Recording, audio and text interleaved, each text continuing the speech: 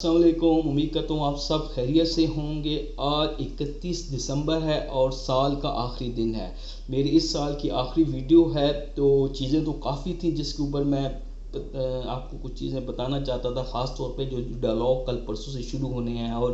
جو عمران خان کو آفرز کرائی جا رہی ہیں اس حوالے سے۔ لیکن میں نے کچھ پوائنٹس نکالے اور کچھ چیزیں دیکھیں 2024 یا 2023 یا 2022 میں، پچھلے 2-3 سالوں میں ایسی کچھ چیزیں ہوئی ہیں، تو ان کا جو امپیکٹ ہے وہ 2025 میں کیسا ہوگا وہ میں اپنے دیکھنے والوں تک پہنچانا چاہ رہا تھا۔ تو پریڈکشن ہے یہ بیسیکلی کچھ چیزوں کے اوپر، جیسے اگر پاکستان سے اگر سٹارٹ کر لیتے ہیں تو سب سے پہلے میاں صاحب کو لیتے ہیں۔ میاں صاحب جو کہ پاکستان کے 3 دفعہ وزیر اعظم بھی رہ چکے ہیں اور چوتھی دفعہ وزیر اعظم بننے کے لیے یہ جو پیچھے الیکشن ہوئے ہیں 24 میں، اس میں آئے تھے، لیکن کچھ وجوہات کی وجہ سے وہ نہ بن سکے۔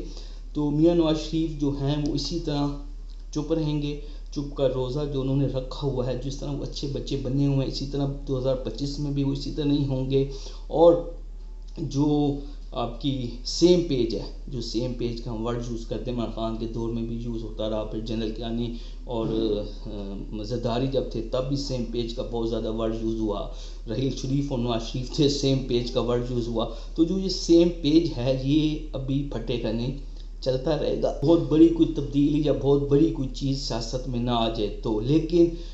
فیس جو تبدیل ہو سکتا ہے، چہرہ جو ہے وہ تبدیل ہو سکتا ہے، لیکن سیم پیج چلتا رہے گا۔ مریم نواز کے چانس ہیں کہ تبدیلی وہاں آ جائے، لیکن 2025 میں، لیکن وہ ٹوٹل ڈیپینڈ کرتا ہے عمران خان کی سیاست کے اوپر۔ دوسرا اگر دیکھا جائے سی پیک کی طرف اگر دیکھا جائے، میں دیکھ رہا تھا کہ پچھلے 2-3 سال سے سی پیک کے اوپر نہ کوئی ڈسکشن ہوئی ہے نہ کوئی چیزیں، سی پیک جو ہے وہ کولڈ سٹوریج کی طرف چل گیا ہے۔ تو میں کچھ چائنیز اخبارات کو بھی کل دیکھ رہا تھا، تو میرے خیال میں چائنا کی طرف سے پریشر آئے گا سی پیک کے اوپر، اور جو سی پیک کولڈ سٹوریج چلا گیا بالکل بند ہو گیا ہے، اس کے اوپر بات چیت بھی بند ہو گئی ہے، ڈیولپمنٹ بھی بند ہو گئی ہے، تو وہ دوبارہ شروع ہو جائے گی 2025 کے اندر۔ عمران خان کے حوالے سے کل بھی مجھ سے ایک بندے کچھ پوچھ رہے تھے عمران خان کے حوالے سے، تو عمران خان کے حوالے سے جو اس کی رہائی ہے عمران خان کی 2025 میں ہو جائے گی، سٹارٹ میں ہو جائے گی۔ مسئلہ جو اٹکا ہوا ہے وہ صرف یہ ہے کہ عمران خان کو گورنمنٹ رہا کرنا چاہتی ہے، وہ اس سردردی سے جان چھڑوانا چاہتی ہے، لیکن مسئلہ یہ ہے کہ جن شرائط کے تحت گورنمنٹ رہا کرنا چاہتی ہے ان شرائط کے تحت عمران خان نہیں آنا چاہتے، اور جن شرائط کے تحت عمران خان آنا چاہتے ہیں وہ ظاہری بات ہے وہ نہیں مانتی۔ تو یہ جو مذاکرات ہوں گے 2-3 دن، اس میں چیزیں واضح ہو جائیں گی۔ سی پیک کا بھی میں نے آپ کو بتا دیا، پاک افغان جو بارڈر ہے اس کے اوپر کشیدگی رہے گی، وہ جب تک طالبان حکومت وہاں پہ ہے۔ ہماری جو خارجہ پالیسی ہے اس میں تبدیلی نہیں آتی، ہمارے فورن آفس کو ایکٹیو ہونا پڑے گا اور چیزوں کو حل کرنے کی طرف جانا پڑے گا، نہیں تو جو کشیدگی ہے، جو دہشت گردی ہے، یہ اسی طرح 2025 میں بھی رہے گی۔ انڈیا پاکستان کی جو کشیدگی ہے وہ بھی اسی طرح رہے گی، جو مودی سرکار ہے وہ بالکل نہیں پگھلے گی، اور وہ اسی طرح یہ چیزیں ہماری جو 2025 میں بھی ہم جو یہ چیزیں 2024 میں دیکھ رہے تھے انڈیا افغانستان کے حوالے سے ہی اسی طرح چلتی رہیں گی۔ اچھا، پھر اگر آپ آگے بڑھیں بنگلہ دیش کی طرف آ جائیں، بنگلہ دیش جو ہمارا ملک ہے،